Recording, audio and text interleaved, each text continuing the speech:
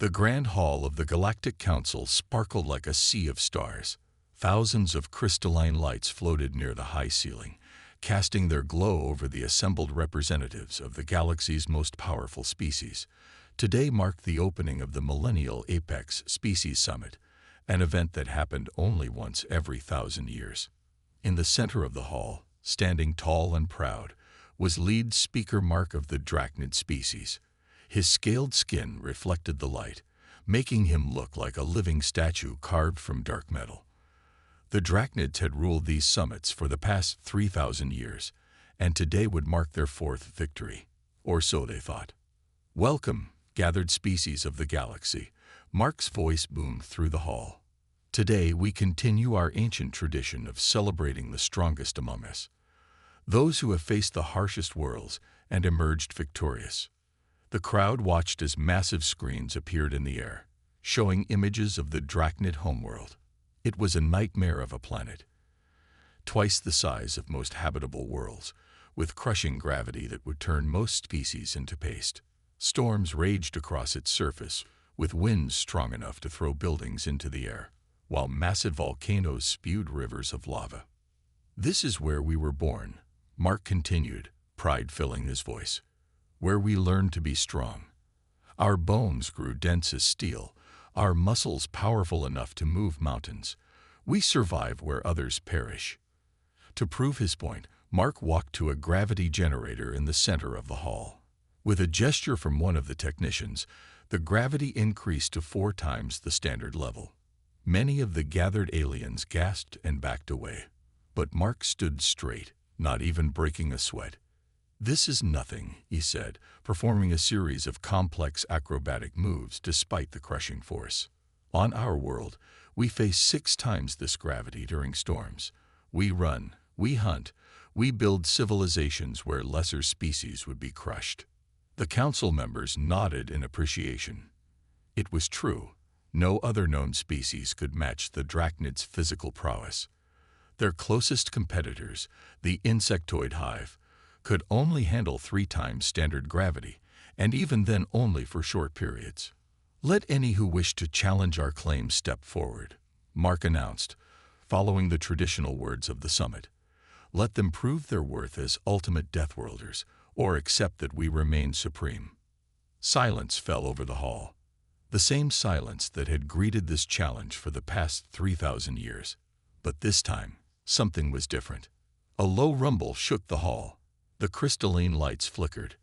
On the massive detection screens that monitored space traffic, a new dot appeared. It was moving fast, very fast, on an approach vector to the station. "Unidentified vessel," the automated system announced, "approaching from vector 227. No known match in species registry." Mark frowned.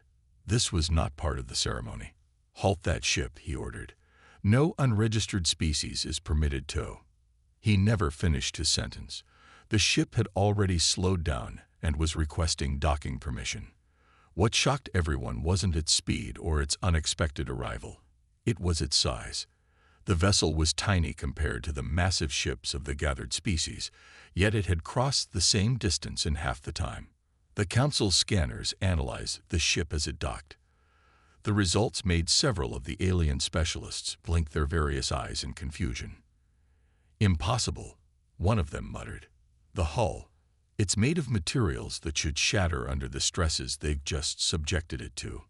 Mark stepped forward, his scales bristling with irritation at the interruption. "Whoever they are, they shall learn respect for our traditions. No one interrupts the Apex Species Summit." The docking bay doors opened. Everyone expected to see some new form of massive armored creature emerge. Instead, what stepped through was something that made several council members laugh in disbelief. A human walked into the hall. Of average height, wearing what appeared to be a simple environmental suit, the human looked almost comically soft compared to the heavily armored or naturally armored species present. "Sorry we're late," the human said, looking around with obvious interest. "We couldn't help but overhear your challenge about Deathworlds. Mind if we join the competition?" Mark's laughter echoed through the hall. "You? Challenge us?" He gestured to the gravity generator he still stood upon. This would crush your fragile bones to dust. The human smiled. It wasn't a friendly smile. Would you like to bet on that? The human's unexpected arrival had turned the formal Apex Species Summit into chaos. Whispers spread through the grand hall as more humans emerged from their ship. None of them looked particularly impressive. No scales, no armor plates, no visible signs of strength that the galaxy had come to expect from Deathworld species. Lead speaker Mark of the Drachnids crossed his arms, his scales clicking with amusement. You claim to be Deathworlders. Your skin looks softer than a cloud farmer's belly. Several council members laughed at his joke. The first human, who introduced himself as Captain Tom, smiled again.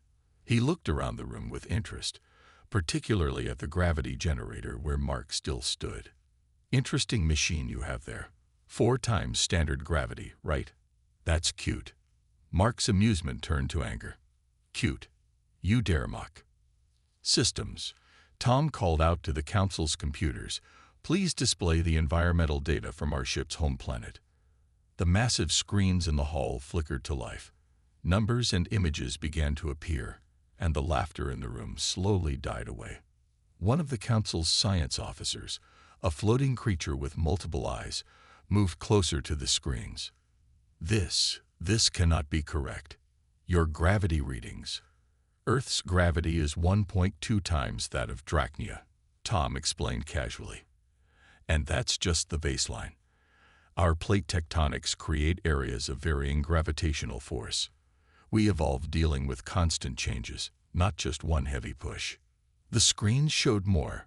Massive storms that made the Drachnid weather look mild, temperature swings that went from burning hot to freezing cold in the same region, and something that made even Mark step back. The sheer number of predator species. You evolved as prey. Another council member asked in disbelief. Tom shook his head. We evolved as survivors. On our world, everything is trying to eat everything else. We weren't the strongest, the fastest, or the biggest, but we were the ones who learned to adapt. Mark had heard enough. He stepped down from the gravity generator, his heavy footsteps echoing through the hall. Data can be faked. Numbers can lie. If you truly think you belong here, prove it through action, not words. Happy to, Tom replied. He walked toward the gravity generator, but Mark blocked his path. First, Mark growled. Explain how a species like yours even found this place.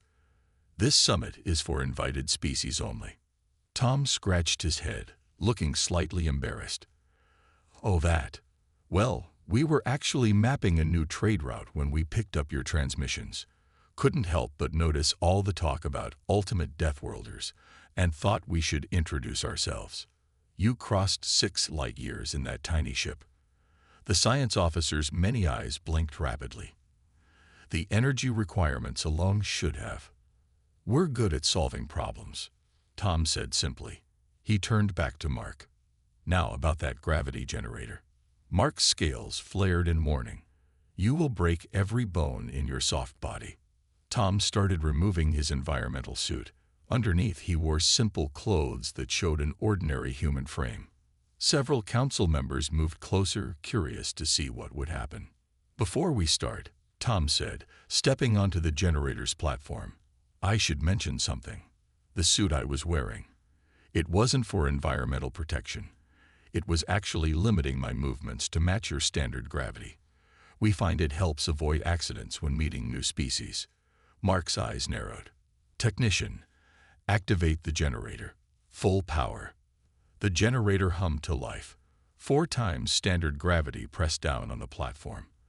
The council members waited to see the human collapse. Tom stretched his arms over his head and yawned. Is it activated yet? He asked. The technician checked his readings twice. Yes. Full power. Ah. Tom started doing light exercises on the spot. You know, this reminds me of our heavy gravity training rooms back home. Though those go up to 8 times standard gravity. Really good for building muscle. The silence in the hall was absolute. Mark's scales had lost their shine, turning a dull gray in shock. Tom looked at the gathered species and grinned. So, about that competition, when do we start the real tests? The Apex Species Summit would never be the same again. The council chamber had transformed from a celebration into something closer to a scientific conference. Large holographic displays filled the air, showing detailed comparisons between Earth and every known death world in the galaxy. The more data that appeared, the more uncomfortable the alien species became. "This cannot be right," muttered the head scientist, his tentacles waving in agitation. "Your world experiences 4 different weather patterns called seasons in the same regions." Captain Tom nodded, pointing to the rotating image of Earth. "Yep, some places go from burning hot to freezing cold every few months. We call it weather. Makes for interesting farming." Mark, the Drachnid leader, had been silent for the past hour, his scales shifting colors as he processed each new piece of information. Finally, he spoke. "Show us your world's predators." The screens change, displaying Earth's wildlife. Lions hunting in groups, sharks swimming through deep oceans, eagles swooping from great heights, and dozens more predator species. The council members watched in stunned silence. "Most worlds we know have 1 or 2 apex predators," the science officer explained, his voice shaking. "Your planet has hundreds. And you survived this." Tom shrugged. "Survived. We became the apex predator of all apex predators. But that's not even the interesting part." He gestured, and the display changed again. "Show them the really fun stuff." Images of microscopic creatures appeared. Bacteria, viruses, parasites. The council's medical expert nearly fainted. "Your world is infected with millions of microscopic predators," she gasped. "How are you not extinct?" "We call it an immune system," Tom explained. "Our bodies are basically fighting a war every second of every day. Those little guys taught us how to adapt real quick." Mark slammed his fist on the table. "Enough. These are just images, pictures, data. They prove nothing." Tom smiled patiently. "You're right. That's why we brought proof." He pressed a button on his wrist device, and a small container was brought in from the human ship. Inside was something that made every alien step back, a simple potted plant. "This is what we call a Venus flytrap," Tom said casually. "It's a plant that eats meat. Not the most dangerous thing on Earth, not even close, but we thought it might help make our point. On our world, even the plants are predators." The council's botanists scanned the plant and confirmed it was real. A plant that ate meat. The concept was almost too much for them to grasp. "But your technology," Mark tried one last argument. "Your ships are so small, so simple compared to ours." "Because we had to be efficient," Tom explained. "When you evolve on a world that's trying to kill you in a million different ways, you learn not to waste anything. Our ships are small because we figured out how to do more with less. Necessity is the mother of invention, as we say." The head scientist raised all 4 of his arms for attention. "Council members, I have finished comparing the full planetary data. Earth's specifications exceed every recorded death world in our database in at least 7 categories." He projected the final numbers. Gravitational variations, 23% higher than Drachnia. Temperature range, 42% more extreme. Natural disasters, 156% more frequent. Biodiversity of predators, 312% higher. Pathogenic organisms, beyond scale. Atmospheric pressure variations, 89% more volatile. Seasonal changes, no comparison available. No other world has global seasons. The council chamber fell into complete silence. Every alien species present had evolved to survive 1 or 2 extreme conditions. The Drachnids had mastered high gravity. Others had adapted to extreme temperatures or toxic atmospheres. But humans had adapted to everything. Their world hadn't presented them with 1 or 2 challenges. It had thrown everything possible at them, all at once, and they had not just survived. They had thrived. Tom looked at the stunned faces around him. "So, he said cheerfully, about those physical trials Mark mentioned earlier. Are we doing this or not? Mark's scales had turned completely pale. For the first time in 3,000 years, the drachnids faced a species that made them look soft in comparison. And the worst part, the humans didn't even seem to think their achievements were special. The real tests were about to begin, and nobody in the council chamber doubted anymore that they were about to witness something unprecedented in galactic history. The testing arena of the Galactic Council stretched out like a massive silver bowl beneath the watching crowd. After the shocking revelations about Earth, every species present wanted to see these humans in action. The stands were packed with representatives from 100 worlds. Mark stood in the center of the arena, his scales now a determined red. 3 trials, he announced. Endurance, temperature resistance, and strength. No technology allowed, only natural abilities. Captain Tom nodded, having changed into simple athletic wear. Sounds fair, though I should warn you, humans don't really do no technology. It's kind of built into us now. Like running shoes. He wiggled his feet, showing his basic running shoes. They're just pieces of shaped fabric and rubber, but they help us run better. Fine, Mark growled. Keep your primitive foot coverings. The first test is endurance. You must run until you can no longer continue. The gravity will increase by 0.5 every hour. Several other drachnids joined Mark at the starting line. Tom stood alone, stretching casually. Begin. The council head's voice boomed across the arena. The drachnids took off at an impressive pace, their powerful legs carrying them forward with mighty strides. Tom started at what looked like a lazy jog, falling behind immediately. Your champion is already losing, one council member noted to another. Hours passed. The gravity slowly increased. 2 drachnids had already stopped, their bodies unable to keep up. Mark and one other continued running, their movements still strong but showing signs of strain. Their speed had dropped significantly. Tom kept the same steady pace he'd started with. He hadn't slowed down at all.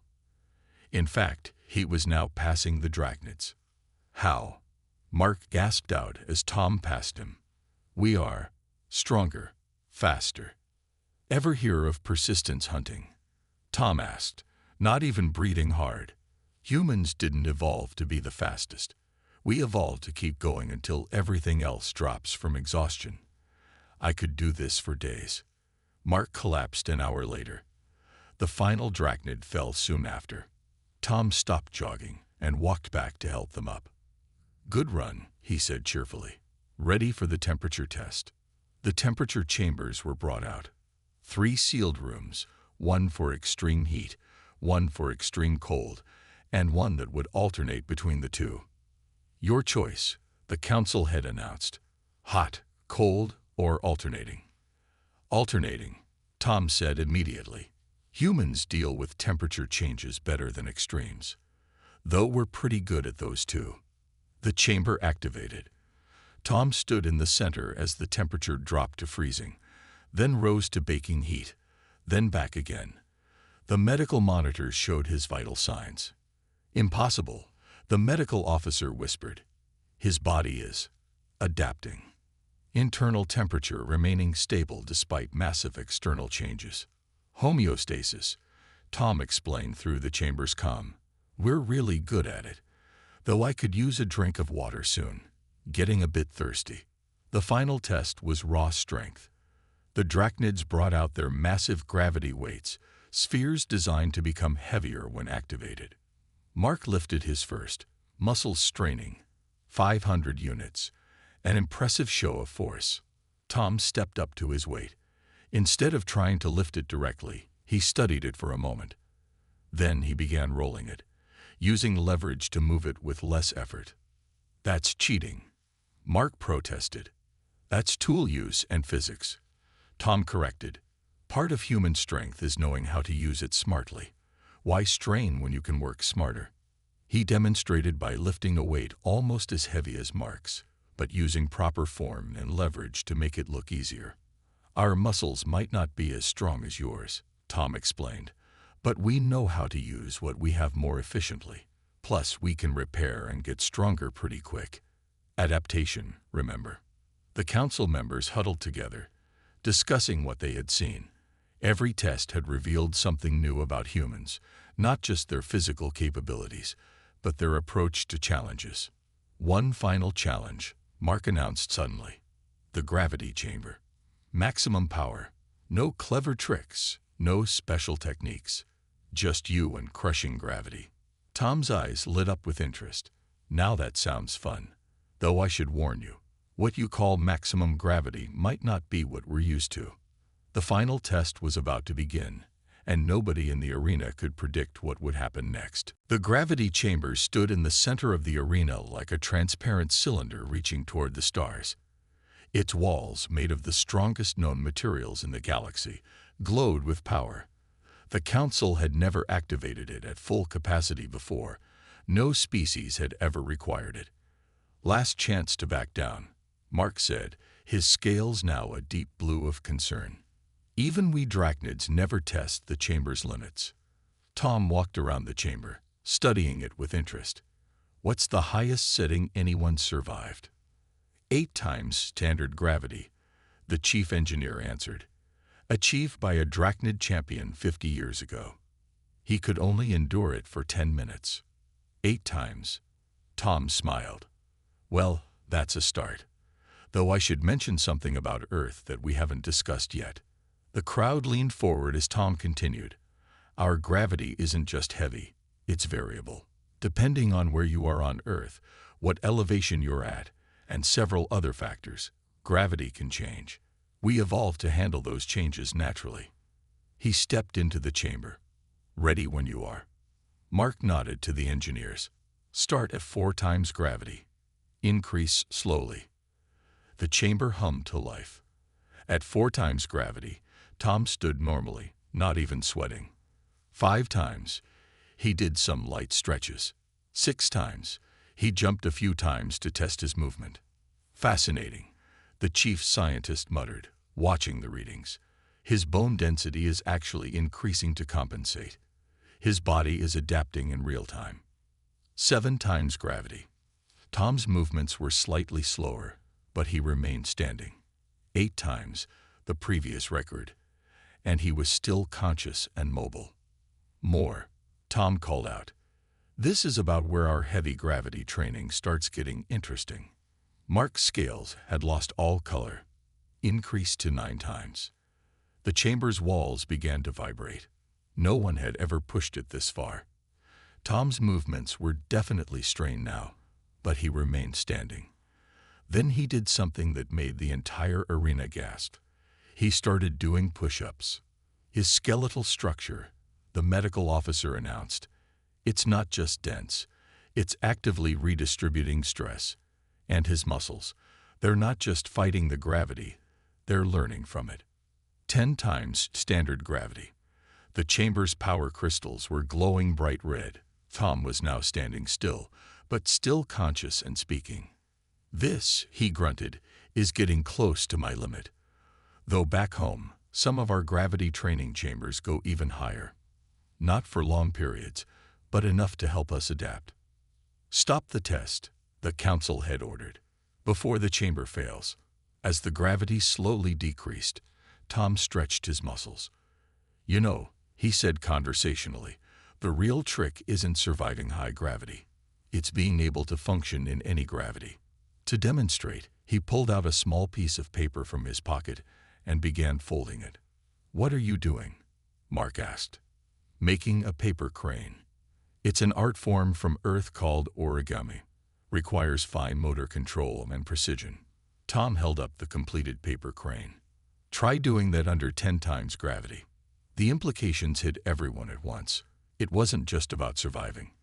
It was about thriving, about maintaining the dexterity and control to perform complex tasks under extreme conditions. As Tom stepped out of the chamber, the chief engineer rushed forward with the scanner. The chamber's structural integrity is at 98%.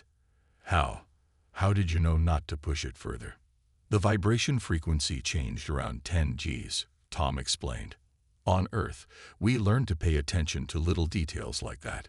When you live on a world that's constantly trying to kill you, you develop a sixth sense for when things are about to break. Mark stepped forward, his scales now showing a pattern none of the other aliens had seen before, respect mixed with awe.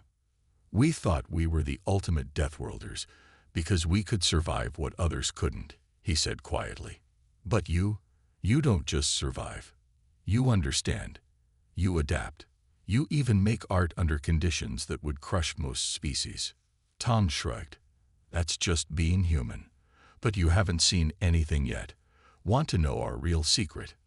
The entire arena fell silent, waiting for his next words.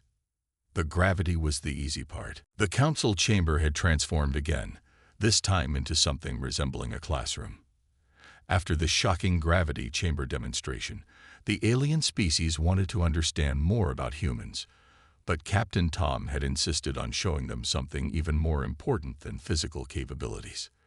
Physical strength is good, Tom said, standing before the gathered species. But it's not what makes humans special. Let me show you our real advantage. He placed 3 objects on the table, a piece of string, a stick, and a small rock. Mark looked unimpressed. These are primitive objects. What do they prove? Watch, Tom said. In less than a minute, he had tied the string to the stick, creating a simple lever system with the rock as a counterweight. This is how we started. Simple tools, but the important part isn't the tool, it's this. He tapped his head. The screens behind him lit up with images of human history, from stone tools to modern spaceships. Most species, Tom explained, evolved to handle their world's challenges physically. Stronger bones for high gravity, thick skin for heat, extra lungs for thin air. But humans, we did something different. He showed them images of early humans, physically weaker than many Earth predators, but standing tall, using tools. We evolved this, he pointed to his brain. An adaptable mind. Instead of waiting thousands of generations for our bodies to change, we changed our environment. We made tools. We learned. We solved problems. The chief scientist interrupted, but all intelligent species use tools. Yes, Tom agreed, but do you dream about them? Do you wake up in the middle of the night with new ideas? Do you look at a problem and immediately think of 10 different ways to solve it, just for fun? He pulled out a simple puzzle box from his pocket. Here's a test. Try to open this. Mark took the box. He examined it, found the obvious latch, and opened one side. Simple, he said. Now watch, Tom said. He took the box back and opened it 5 different ways, each time using a different method. Humans don't just find a solution. We look for all possible solutions, even when we don't need them. We call it curiosity. The screens showed more images, human children taking apart toys to see how they work, scientists performing experiments, artists creating new forms of expression. On our death world, Tom continued, we couldn't just be strong. We had to be clever. We had to experiment. Sometimes those experiments failed spectacularly. He chuckled. You should hear about some of our early attempts at flight. Mark's scales shifted to a thoughtful green. But surely other species experiment. Yes, but do you do it for fun? Do you deliberately seek out new challenges just to solve them? Do you create puzzles and games specifically to test your limits? Tom showed them videos of human sports. People climbing mountains just because they were there, diving into deep oceans to explore, racing vehicles at dangerous speeds. This is what makes us different, he explained. We're not just adapted to survive challenges. We actively seek them out. We get bored without them. Our minds need constant stimulation, new problems to solve, new heights to reach. The council members watched in fascination as Tom demonstrated this concept with more examples. He solved complex mathematical equations while standing on his head, composed a short poem while juggling, and redesigned their meeting room's lighting system, just because he thought it could be more efficient. And the most important part, Tom said, We do all this together. We share knowledge. We build on each other's ideas. Every human invention you see isn't the work of one mind, but millions of minds over generations, each adding their own ideas. Mark stood up slowly. So when we challenged you, we didn't just see a test of strength, Tom finished. We saw a puzzle to solve, a challenge to overcome, a chance to learn something new. That's why we seemed so casual about your trials. To us, they weren't threats. They were opportunities. The council chamber was silent as the implications sank in. They had been measuring strength in gravity and endurance in running, when the real power of humans lay in their endless drive to learn, adapt, and overcome. So, Tom said with a smile, "Want to see what else we can do?" The aliens looked at each other nervously, suddenly realizing that the physical trials had only scratched the surface of human capabilities. The final day of the Apex Species Summit arrived, but it was unlike any closing ceremony in the past 3,000 years. Instead of crowning a single champion, the council chamber buzzed with excitement about a new era in galactic history. Mark stood at the center podium, his scales now showing a complex pattern of gold and blue, the colors of wisdom and change. Next to him stood Captain Tom, looking relaxed in his simple uniform.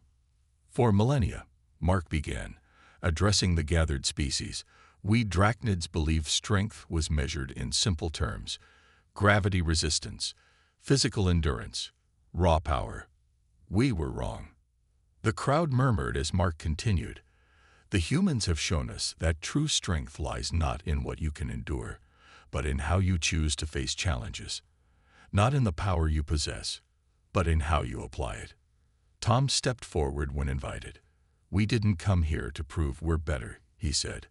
"We came because we heard someone calling themselves the ultimate Deathworlders, and we were curious. That's what humans do. We investigate, we learn, we share."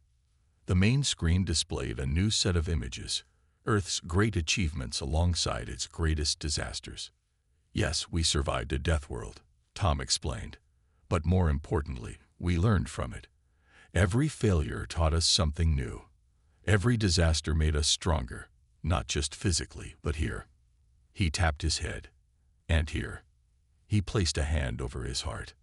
Mark nodded. "The council has made a decision.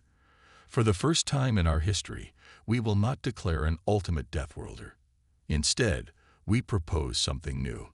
The council head rose, their multiple eyes glowing with enthusiasm. "We propose an alliance, not based on competition, but on cooperation. The Drachnids' physical prowess combined with human adaptability and innovation. Imagine what we could achieve together." Tom smiled.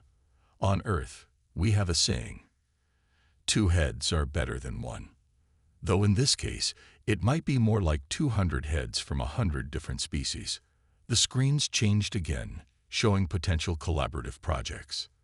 Drachnid strength combined with human engineering to build cities in extreme environments.